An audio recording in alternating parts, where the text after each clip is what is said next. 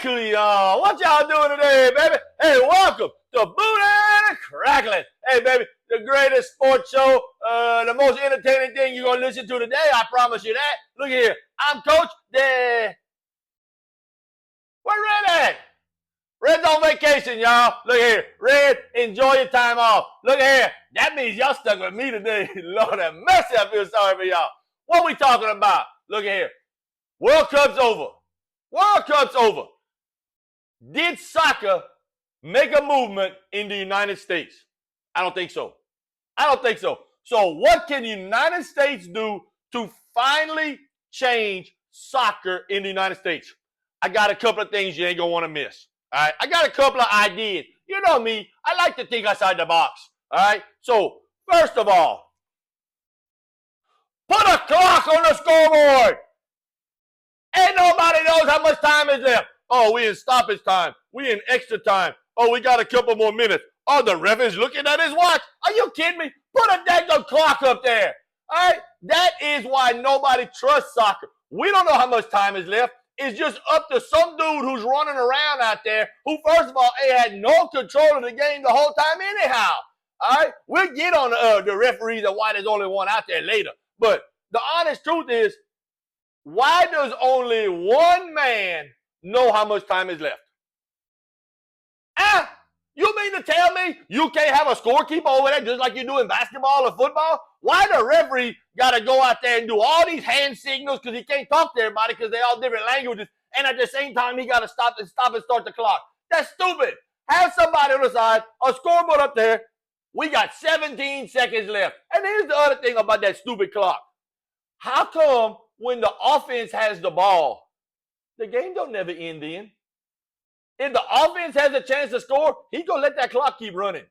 All right. Then all of a sudden, when the defense clears it or whatever, all of a sudden, boop, boop, game's over. You really mean to tell me you trying to make us believe that clock didn't stop earlier? You're lying. Which tells me the clock is just an approximation, right? It don't really mean nothing.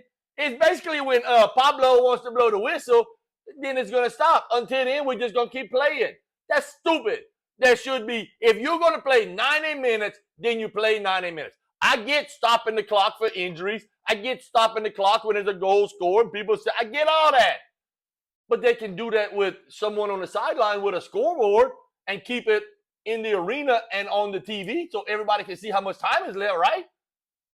I mean, listen, if you want to talk about American fans, we need to know. We need to know what's going on. When it comes to our football, we like to know game, strategy, time management. All right? We need to know those things. Put a real clock up there. Right? Number 2. What's this stupid substitution thing y'all doing? You get 5 subs. And you got to do them in certain amount of windows. What? I want y'all to stop and think. What other sport do you know that has a limited amount of substitutions? I'm waiting.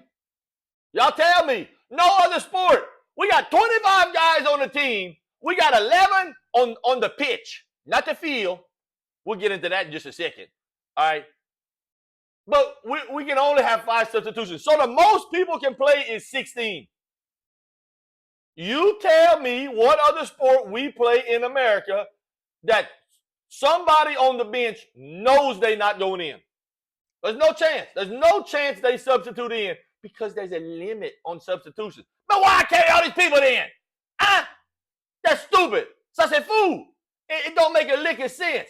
If the ball is out of play, ball gets kicked up in the bleachers like it does all the time. In row Z, like they said the other day. All right, ball gets kicked up there. There should be a referee on the sideline, kind of like in hockey. Guy comes off, guy goes on. That's all that matters. Does it really matter what numbers they are? They run all over the dang place like ants anyhow.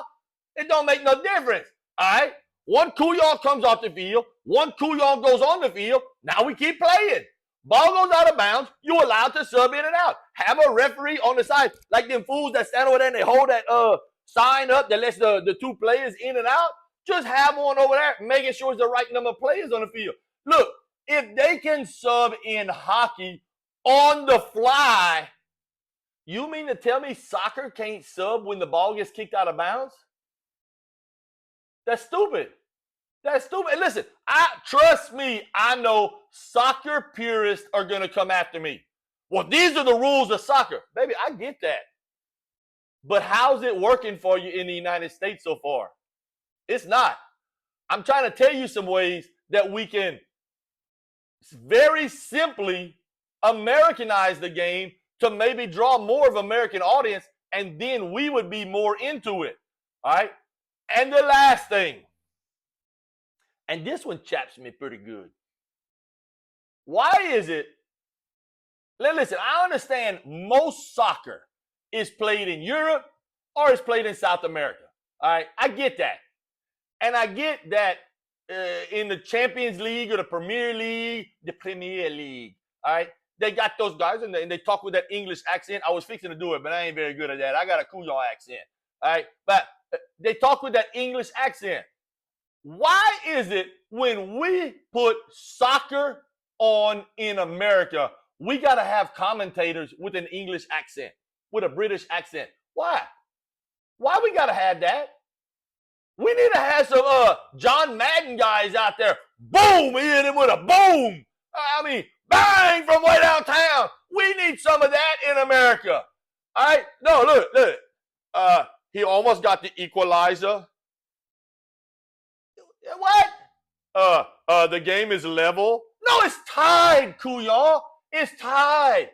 Well, he's running out there in the pitch, and it's the field. It's the soccer field.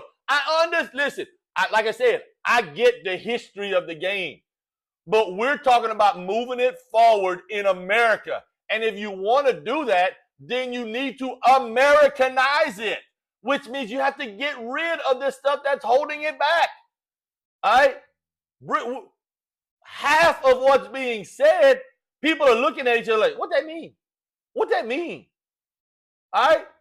Have some Joe Blow. Get Troy Aikman up there. Tony Romo, Tom Brady. I realize that's the wrong football, but get some guys up there and let them talk American.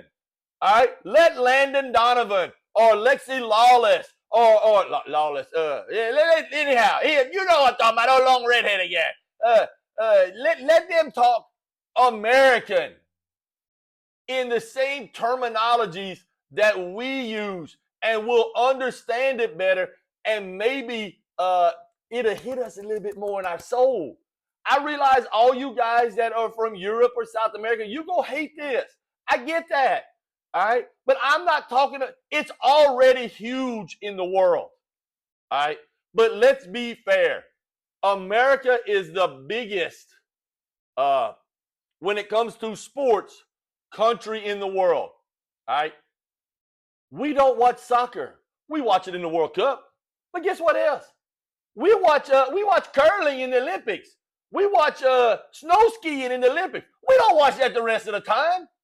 I'm trying to tell y'all how to Americanize soccer to a greater audience, and maybe people will watch. All right? I'm just telling y'all, it's time for a change, soccer. Sometimes you got to listen to the Couillon. I'm just telling you. Hey, join us next time on Booty Cracklins, baby.